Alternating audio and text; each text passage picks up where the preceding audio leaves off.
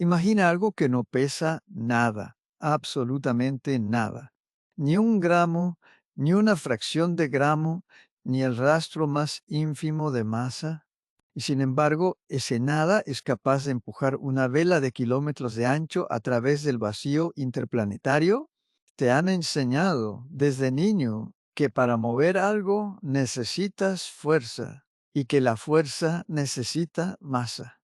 Empujas una puerta, lanzas una piedra, sientes el peso de lo que mueves, pero la luz no tiene ese peso, no tiene masa en reposo. Ningún instrumento jamás construido ha logrado medir una sola micra de materia. Aún así, cuando la luz del sol incide sobre una nave espacial, esa nave acelera, lentamente, casi imperceptiblemente, pero acelera. ¿Cómo puede algo que pesa exactamente cero empujar algo que pesa toneladas? La respuesta te obliga a abandonar la física que crees conocer y a entrar en un territorio donde el momento no necesita masa, donde la energía pura tiene la capacidad de mover el cosmos y donde la geometría del espacio a tiempo, no la materia, dicta las reglas del juego. Detente un momento en esa palabra, empujar. Cuando piensas en un empujón, piensas en contacto, en algo sólido que golpea otra cosa sólida, Mario. Pero la física no define el empuje de esa manera. Lo define a través del momento, una cantidad que mide cuánto movimiento lleva algo y cuánta resistencia opone a detenerse. En la física clásica, la que aprendiste en la escuela, el momento se calcula multiplicando la masa por la velocidad. Sin masa no hay momento. Sin momento no hay empuje. Bajo esa lógica, la luz, con masa cero, jamás debería poder mover nada. Y sin embargo, lo hace. Cada segundo, en cada rincón del universo, piensa en el viento que sientes en la cara. Ese viento está hecho de moléculas de aire, cada una con su propia masa diminuta, golpeándote miles de millones de veces por segundo. Ahora imagina un viento hecho de algo que no tiene masa en absoluto. Intuitivamente esperarías que ese viento no pudiera tocarte, que pasara a través de ti sin dejar rastro. La luz debería comportarse así según la física que aprendiste de niño, pero no lo hace. La resolución de esta aparente contradicción no está en la luz, está en la ecuación que usaste para describir el momento. Esa ecuación, la de Newton, es solo una aproximación. Funciona bien para pelotas de béisbol y para planetas. Deja de funcionar cuando la velocidad se acerca a la de la luz y falla por completo cuando la masa es exactamente cero. Para entender cómo la luz empuja, tienes que abandonar a Newton y entrar en el territorio de Einstein. Mucho antes de que existiera una teoría capaz de explicarlo, ya había pistas observacionales de que la luz empujaba algo. En 1619, el astrónomo Johannes Kepler observó que las colas de los cometas siempre apuntan en dirección opuesta al Sol y especuló que alguna forma de presión proveniente de la luz solar podría ser la responsable. No tenía manera de demostrarlo, ni ecuaciones para sustentarlo, pero su intuición, 2 siglos y medio más tarde, resultaría asombrosamente acertada. La primera persona en sospechar con fundamento matemático que la luz podía ejercer presión no fue Einstein. Fue James Clerk Maxwell en el siglo XIX, cuando unificó la electricidad y el magnetismo en un solo conjunto de ecuaciones.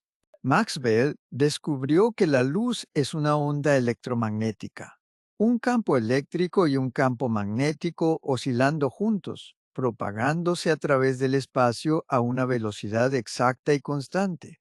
De esas ecuaciones se desprendía algo inesperado.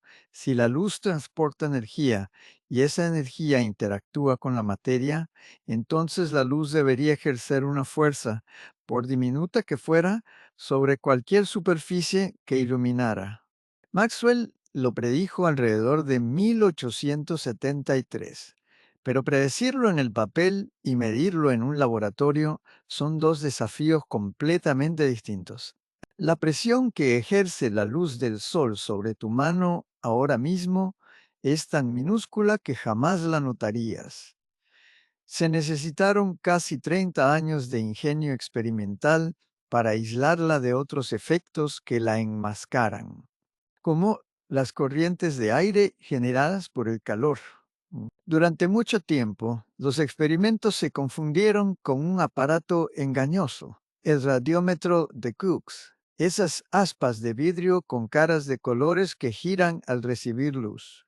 Durante décadas se creyó que demostraban la presión de la radiación. En realidad, giraban por un efecto térmico completamente distinto, y ese error retrasó la confirmación real del fenómeno. Fue el físico ruso Piotr Lebedev quien en 1900 logró finalmente medir la presión de la radiación con precisión suficiente para confirmar la predicción de Maxwell usando un dispositivo mucho más cuidadoso en un vacío mucho más profundo. Poco después, en Estados Unidos, Ernest Nichols y Gordon Hoare refinaron el experimento y confirmaron el resultado con aún mayor exactitud. La luz empujaba. Era un hecho medido, no solo una elegante ecuación sobre el papel. Pero faltaba entender por qué.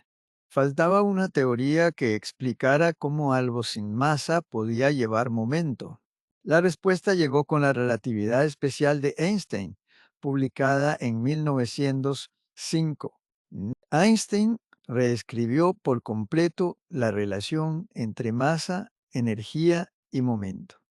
En su nueva física, la ecuación que aprendiste en la escuela era apenas un caso particular, válido solo cuando las velocidades son mucho menores que la de la luz. La ecuación completa, la que rige el universo entero, relaciona la energía total de un objeto, su momento y su masa en reposo en una sola expresión.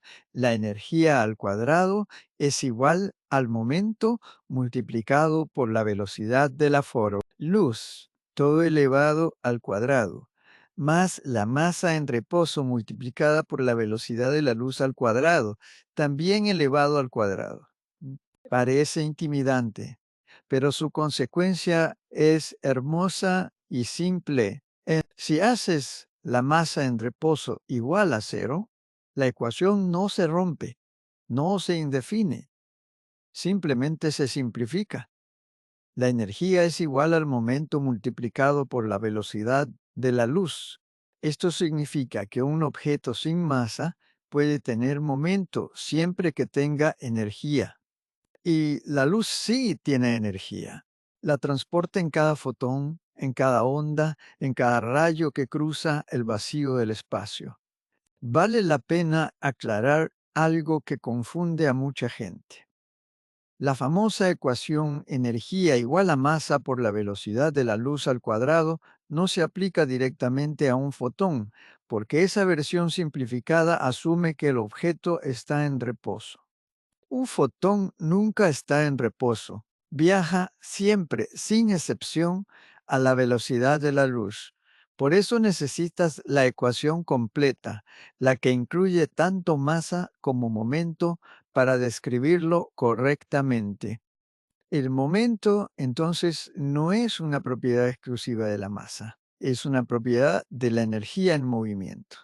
Esta es la primera gran lección que Einstein te obliga a aceptar.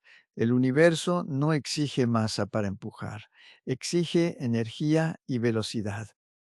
Y la luz tiene ambas, en abundancia.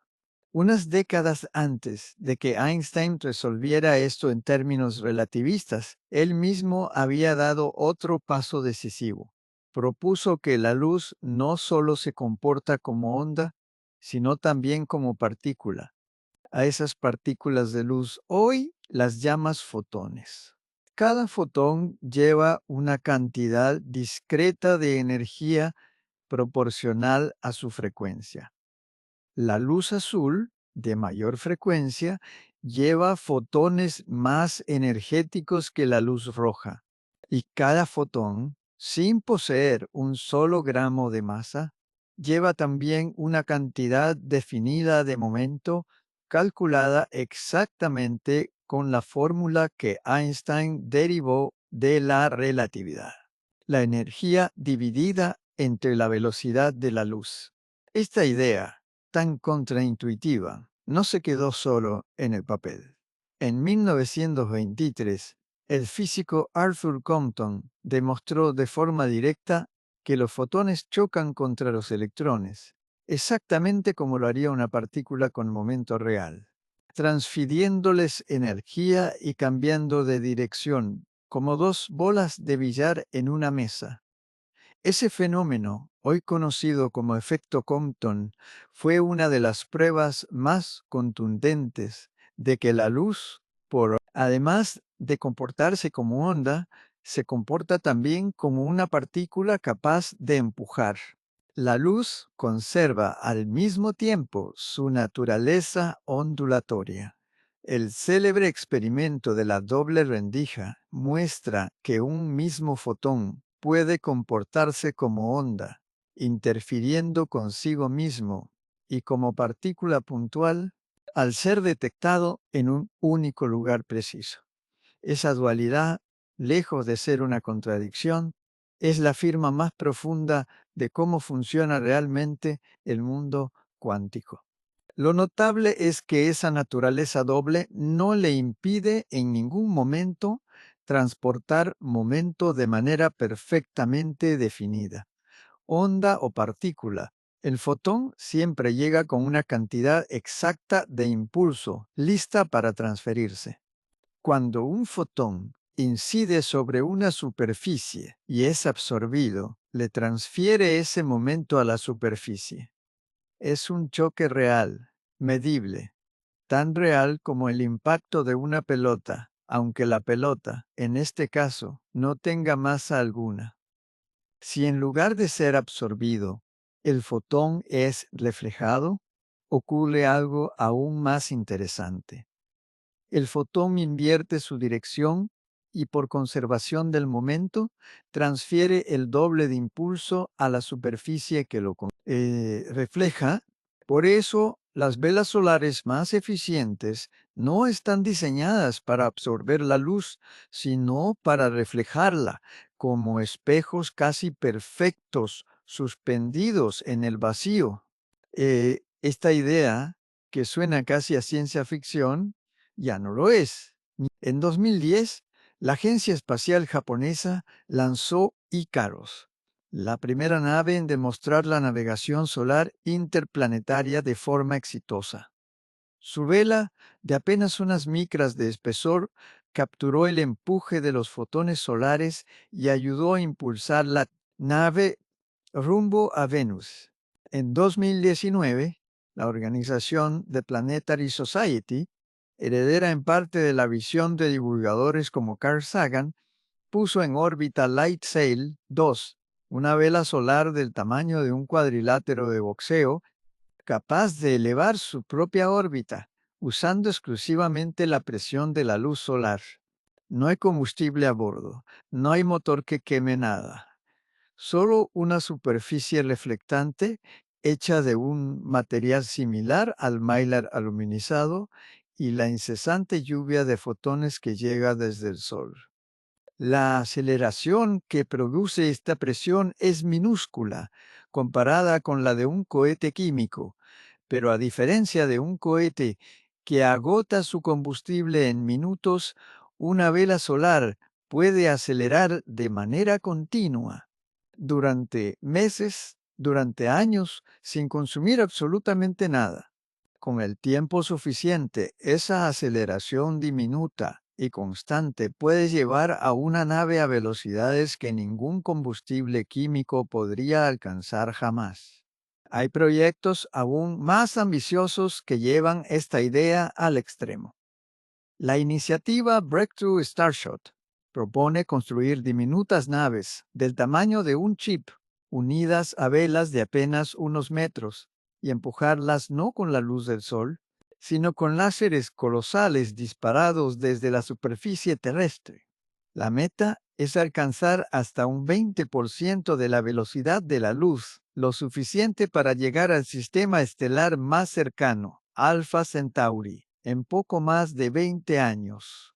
La NASA, por su parte, ha explorado misiones similares con proyectos como Solar Cruiser, pensados para desplegar velas de decenas de metros capaces de mantener posiciones orbitales imposibles de sostener con combustible convencional, observando de forma continua la actividad solar desde ángulos privilegiados. Es una de las propuestas más serias para futuras misiones interestelares. Usar no la fuerza bruta de una explosión química, sino la persistencia silenciosa de la luz. Pero la presión de la luz no es solo una curiosidad tecnológica. Es una de las fuerzas que esculpen el propio universo. En el interior de cada estrella existe un equilibrio delicado entre dos fuerzas opuestas. La gravedad, que intenta colapsar toda la masa estelar hacia su centro, y la presión de radiación, generada por los fotones producidos en las reacciones nucleares del núcleo, que empuja hacia afuera. Mientras ese equilibrio se mantenga, la estrella permanece estable, brillando durante miles de millones de años. Pero existe un límite. Si una estrella es demasiado masiva y por lo tanto demasiado luminosa, la presión de su propia luz puede superar a la gravedad que la mantiene unida. Ese umbral se conoce como el límite de Eddington, en honor al astrofísico Arthur Eddington, y marca la frontera más allá de la cual una estrella literalmente comienza a desgarrarse a sí misma, expulsando sus capas exteriores, empujada por su propio resplandor. Eta Carinae, una de las estrellas más masivas y luminosas conocidas en nuestra galaxia, vive peligrosamente cerca de ese límite. En el siglo XIX sufrió una erupción tan violenta que, durante un tiempo, se convirtió en una de las estrellas más brillantes del cielo nocturno, expulsando al espacio varias veces la masa de tu Sol, empujada en gran parte por la presión de su propia luz. La luz sin masa es capaz de desgarrar astros que contienen millones de veces la masa de tu planeta. Y hay ejemplos más cercanos y visibles. Cuando un cometa se aproxima al Sol, su núcleo helado libera gas y polvo. Ese material no cae de vuelta hacia el Sol ni se queda pegado al cometa. Es empujado por la presión de la radiación solar, formando la icónica cola que siempre apunta en dirección contraria al Sol, sin importar hacia dónde se mueva el cometa en su órbita.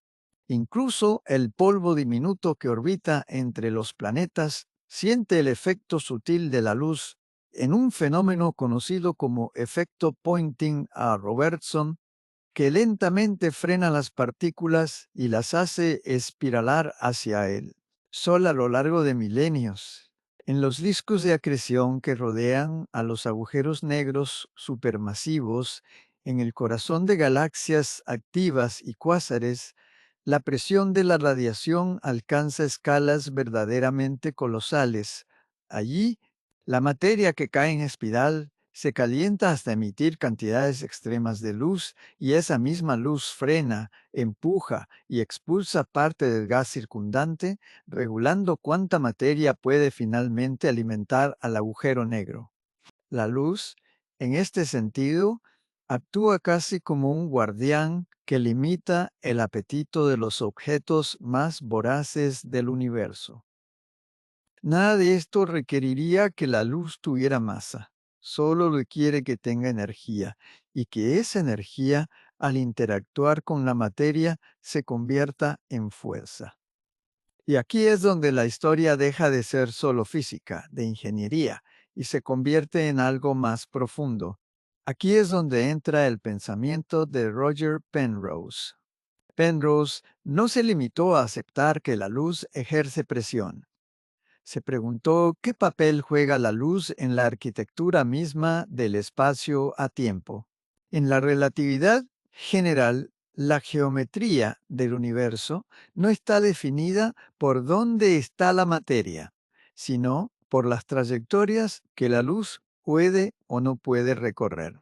Cada punto del espacio a tiempo tiene lo que se llama un cono de luz, la región que delimita todo lo que ese punto puede, en principio, influir en el futuro y todo lo que pudo haberlo influido en el pasado. Eh, la masa no define esa estructura. La luz, sí. Penrose desarrolló herramientas matemáticas, como los diagramas que hoy llevan su nombre, precisamente para representar cómo se comportan estos conos de luz en presencia de campos gravitacionales extremos como, como los de un agujero negro.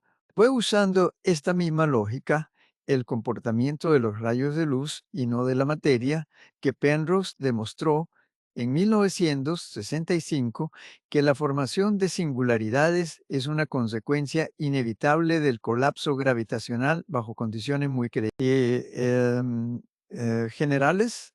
Introdujo el concepto de superficie atrapada, una región donde incluso los rayos de luz que intentan escapar hacia afuera terminan en realidad convergiendo hacia adentro.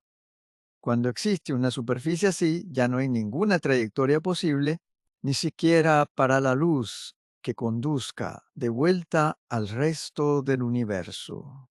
Ese trabajo por el que recibiría el Premio Nobel de Física en 2020 no partió de preguntarse cuánta masa colapsa. Partió de preguntarse hacia dónde puede viajar la luz y hacia dónde ya no puede.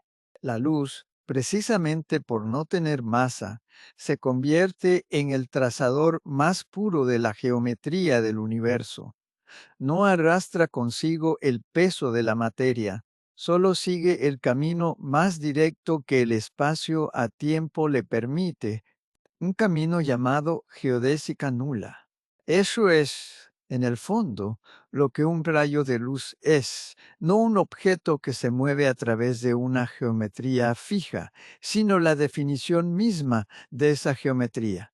Piensa también en lo que ocurre cerca de un agujero negro, donde la gravedad es tan intensa que curva de manera extrema las trayectorias de la luz. Los astrónomos que en 2019 lograron fotografiar por primera vez la sombra de un agujero negro, ¿no? Capturaron materia, capturaron el rastro de fotones, partículas sin masa, deformados por la geometría de un objeto tan denso que ni siquiera la luz logra escapar de su interior.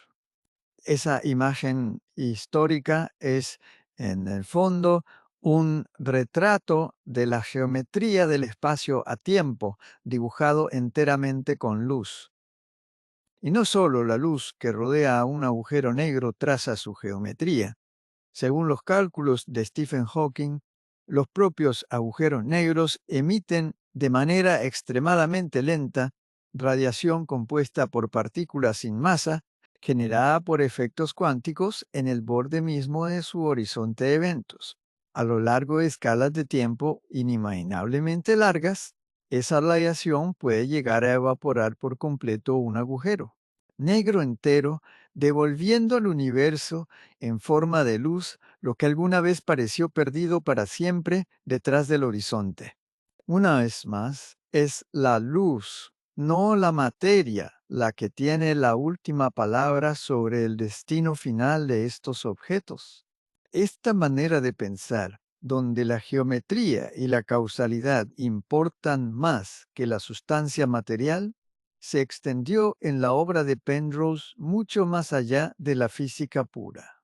Penrose fue también uno de los físicos que se atrevió a preguntar si los procesos cuánticos Esos procesos donde la información se comporta de manera tan distinta a como lo hace la materia ordinaria, podrían tener algo que ver con el origen de la conciencia. Dwyer, junto al anestesiólogo Stuart Hameroff, propuso una hipótesis todavía muy debatida, conocida como reducción objetiva orquestada, que sugiere que ciertos procesos cuánticos dentro de las neuronas podrían jugar un papel en cómo experimentas la realidad, en cómo surge de la materia física algo tan aparentemente inmaterial como un pensamiento.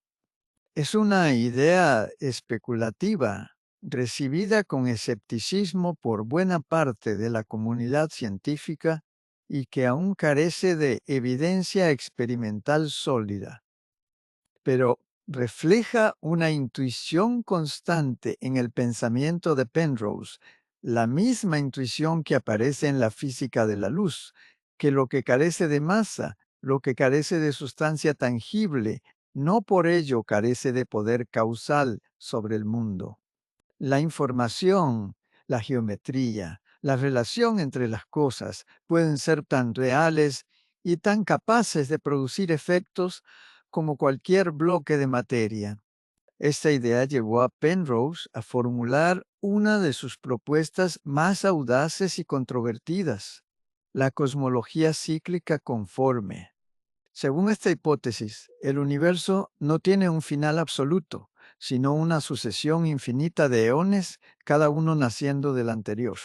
En un futuro extraordinariamente lejano, cuando todas las estrellas se hayan apagado, todos los agujeros negros se hayan evaporado lentamente a través de la radiación descrita por Stephen Hawking y toda la materia masiva se haya disuelto en radiación, el universo quedará poblado casi exclusivamente por partículas sin masa, fotones, viajando eternamente a la velocidad de la luz. Y aquí ocurre algo notable. Un universo compuesto solo por partículas sin masa deja de tener una noción significativa de escala, de tamaño, de tiempo transcurrido. Para un fotón que no experimenta el paso del tiempo, 1 billón de años y un instante son geométricamente indistinguibles. Penrose propuso que en ese estado límite, la geometría del universo se vuelve conforme. Solo importan los ángulos y las proporciones, no las distancias absolutas. Y esa geometría conforme del final de un eón podría empalmar matemáticamente con la geometría conforme del comienzo de otro, dando origen a un nuevo Big Bang. Penrose incluso llegó a proponer que ciertos anillos débiles en el fondo cósmico de microondas, a los que llamó puntos de Hawking, podrían ser el rastro de agujeros negros colosales evaporándose en el eón anterior al nuestro, filtrándose a través de la frontera entre un ciclo y el siguiente. Es una idea especulativa todavía debatida por la comunidad científica, y algunas de sus predicciones no han encontrado un respaldo observacional lo suficientemente sólido como para ser aceptadas de forma generalizada. Pero lo que resulta innegable es la intuición que la sostiene, que la ausencia de masa no es una carencia, sino una forma distinta, más pura, de existir en el espacio a tiempo, que un universo despojado de materia, reducido a pura luz, no se desvanece en la nada, sino que revela la estructura geométrica más profunda de la realidad. Vuelve por un momento a la pregunta que abrió este video. ¿Cómo puede algo que no pesa nada empujar una nave espacial de varias toneladas? ¿Ya conoces la respuesta técnica? La luz lleva energía y esa energía, según la relatividad, implica momento, incluso en ausencia total de masa. Ese momento se transfiere a cualquier superficie que la luz toque, absorbiéndola o reflejándola, y esa transferencia, sumada a lo largo del tiempo, es capaz de mover mundos. Pero hay una lección más amplia, escondida detrás de esta física, una lección que quizás sea la verdadera herencia intelectual de Penrose. Estás acostumbrado a pensar que lo real, lo que tiene poder de actuar sobre el mundo, debe ser tangible, pesado, sólido, que la sustancia importa más que la relación, que la estructura, que la geometría. Y sin embargo, una y otra vez, el universo te muestra lo contrario. La luz, que no pesa nada, esculpe estrellas, empuja naves, define los límites causales del cosmos entero. Y quizás incluso, si Penrose tiene razón, sea el hilo invisible que conecta el final de una era del universo con el nacimiento de la siguiente. Lo que no tiene masa no es lo mismo que lo que no importa. A veces, lo más ingrávido es precisamente lo que sostiene la arquitectura completa de la realidad. La próxima vez que sientas el sol sobre tu piel, recuerda que no solo estás sintiendo calor, estás sintiendo, aunque de forma imperceptible, el empuje silencioso de miles de millones de fotones, partículas sin masa, que llevan en su interior el impulso suficiente para mover poco a poco el destino de una nave, de una estrella o quizás de todo un universo. Y si algo tan ingrávido como la luz puede moldear el cosmos entero, tal vez valga la pena preguntarte qué otras cosas, invisibles y sin peso, podrían estar empujando en este mismo instante el rumbo de tu propia existencia. Piensa en cuántas fuerzas que gobiernan tu vida carecen también de sustancia material. Una idea que cambia el curso de una decisión. Una información que se transmite entre dos mentes y transforma de manera irreversible el comportamiento de ambas. Ninguna de esas cosas pesa nada en una balanza, y sin embargo, todas ellas empujan de manera real y medible el curso de los acontecimientos.